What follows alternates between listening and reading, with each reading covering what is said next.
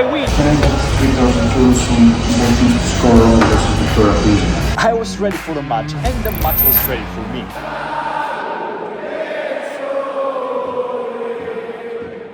And just before the first whistle, I placed the second bet of 500 euro on Viktoria Plzeň striker Prince Adu to have at least 3 shots. I'll tell you later why I chose him specifically. The match began with an attack from Viktoria Plzeň which ended without a shot. It was followed by another offensive move in wide with a pass towards Prince Adu, but the ball never reached him. A corner towards my man and shot! By the 8th minute we were already on track. Then it was time for the Romans to show why they were favorites, but they couldn't manage it either. Another corner this time for Rome, and still the same goal drought at the Stadio Olimpico. The Czechs were under serious pressure from the constant attacks by the hosts, who simply couldn't hit the target. Their inaccuracy was making me nervous in the stands. Roma organized another attack and after some passes came the shot, but unfortunately no longer way to go. Still their loyal fans never stopped supporting them for even a second. And then, like a bolt from the blue, Viktoria Plzeň scored the opening goal of the match. And believe it or not, the scorer was Prince Adu. But why did I bet on this player? Adu is on top form, and players with such momentum usually allow themselves to shoot more often. He has 24 shots in his last 7 starts, and the bookmakers offered odds of 2.20 for just 3. Immediately after the goal, Roma earned a corner, but nothing came from it. And then another pass in wide, a shot, and what? Viktoria Plzeň scored a second goal in Rome. Unbelievable! I didn't expect Plzeň to go 2-0 up, but I did expect good football from them. That's why we had tips from them in our subscriptions. Back to the match, Roma still couldn't find the frame of the goal. The Romans launched another offense, producing a great pass from promising position and another heartbreaking clear threat. While watching the game, I noticed the Roma analyst sitting right below me. Another attack down the left flank showed that the Romans truly wanted to fight for it. They kept pressing forward, desperate for a goal. The clearest chance of the match so far came from a corner and was wasted in scandalous fashion. It was really starting to get on me nervous. The Wolves kept attacking in every possible way, but did nothing useful for my bad sleep. Just before halftime, it seemed like they would find the formula for success. Another golden opportunity wasted again.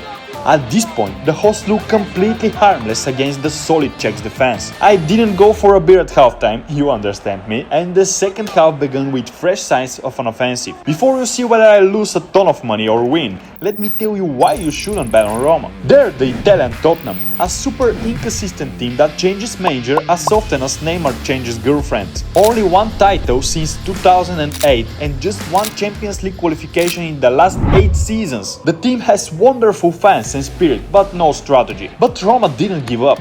They came the beautiful shot, which sadly for me didn't end in a goal. And then luck finally smiled on me. Roma could get a penalty. VAR said yes, there will be a penalty for the host. World champion and Roma star Paulo Dybala stepped up the spot, runs up and goal! The entire Stadio Olimpico erupted. Hope was alive again. I was celebrating because I had won my bad sleep.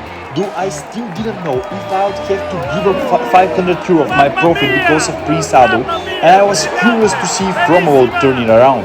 Goal scorer Paulo Dybala sent in a cross, but there was no one there to finish it. Shortly after, there was a pass towards Prince Adu again, but the ball didn't reach him. I started losing hope for my second bet. Another long-range shot followed, but the Czechs escaped unharmed. Time was running, and the plays weren't sharp enough. As Roma looked lost in dough, came another promising cross with an attempt overhead kick, but nothing came of it. It looked like only Roma players were touching the ball and the stats didn't lie.